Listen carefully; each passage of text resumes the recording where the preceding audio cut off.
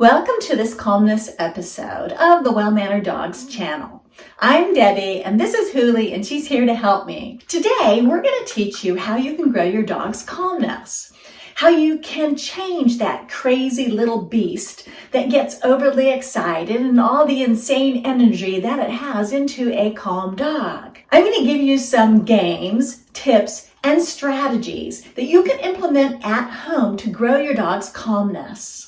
And that's why Huli's here, because yes, she can be a crazy dog too, and I'm going to do some demonstrations with her to help you understand the games that you might want to play. Okay, tip number 1, teach your dog that it's bed or cot or crate or mat or any object that you choose is a place to be calm. We call these calming places, and they make it so that you can have a ton of freedom. And best of all, with training, your dog learns to default into that calm state, just like Huli is. They go, oh, there's my calming place. Getting on it and being calm is what pays off. So I'll do that. Because each piece of food that I give Huli for being on here is placed onto the mat or the cot or the bed, whatever she's on, it puts value in that surface.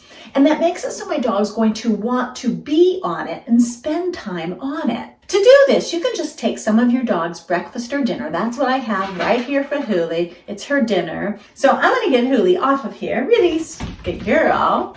And as she moves towards the surface, I'm going to place my piece of food on that surface. This is what's putting value in the surface. Notice that I'm not handing the food to her. I'm placing the food onto her cot. The food's being placed on the cot to put the value into the cot. And so as I place the food on, she's getting each piece of food. And if they decide to get onto that surface, that's fantastic. You give them even more pieces of food. Now I'm going to help her off again. So just a piece of food to help her get off. And if she decides to get back on again, because that's where the majority of the value is being placed, then I'm going to make sure that I reward that behavior. The reason she wants on so badly is because the surface is like that magic place. It's that place that the food keeps appearing. So it puts value into that surface. If your dog struggles to get on, think about where you put the food. If I put the food here at this front, then my dog doesn't have to reach to get the food. They can just take it right off of there. But if I place it at the back, then they have to reach and they have to try harder and they have to try putting a foot on in order to get the food. So if your dog struggles to get on, think about where you need to put the food in order to help the dog get on easier. You notice as I do this, I'm not going crazy. I'm not getting excited. I'm not praising her in an excited way. Everything I'm doing remains very, very calm. I deliver the food. If I was praising her, it'd probably be, good girl. Nice, calm praise that I was giving. So the calming place teaches calmness, but it can also teach stillness, and that's our tip number 2. So I can teach stillness by how I deliver the food. That might be I deliver the food when my dog's feet are still. It might be that I quietly praise my dog or I calmly pet my dog if she's still. You can capture and reward that stillness throughout the day. So if my dog's laying on the couch, I might go over and praise or pet my dog. I might deliver a really calming food reward to my dog. If my dog is greeting me, I'm going to wait until my dog's absolutely still before I give my dog any attention. So here's a challenge for you. Can you get 10 stillness rewards in each day?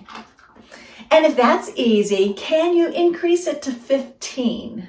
In the comment section, I would love to hear your personal records that you're setting for stillness rewards.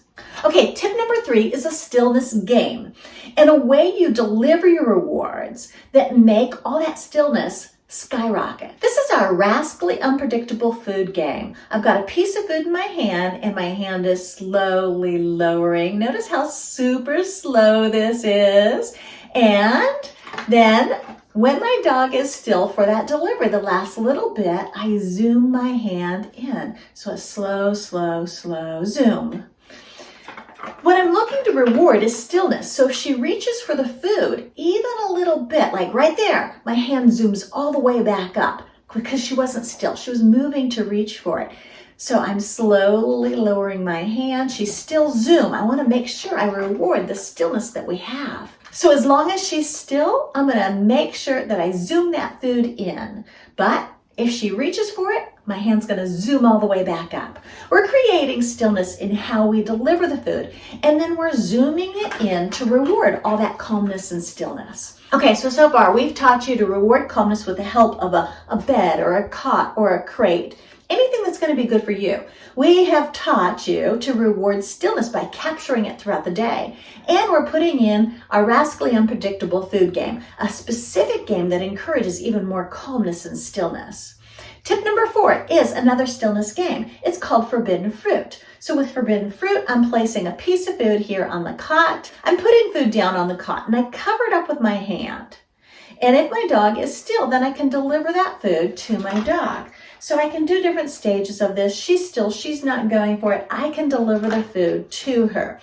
But I can make it more advanced also. So I can uncover the food. And if she doesn't go for it, then I'm going to deliver it into her mouth. Okay, and tip number 5 is sniffing games. Sniffing games are a fantastic way for you to create some calmness for your dog. So now I'm going to scatter some of Huli's food onto this snuffle mat. And so that you can see her, I'm going to give it to her on her cot. And she's going to be sniffing through all the fibers of that snuffle mat to find each individual piece of food.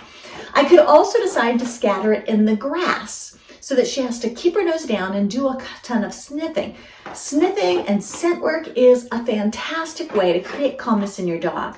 Calmness is taught through slowing down your dog, and there's nothing like a good sniff to slow them down.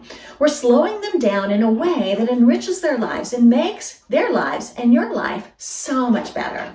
And everything we're doing is super kind, and there's no yelling, and there's no forcing, there's no corrections. We're growing the dog's ability to be calm. Okay, so let's recap. So far, we've taught you to reward calmness with the help of a bed or a cot or a crate or a mat, to reward stillness by capturing it throughout the day, to put in specific games that encourage calmness and stillness, like our Rascally unpredictable food game. And number 4, our Forbidden Fruit game, which teaches manners and fantastic impulse control.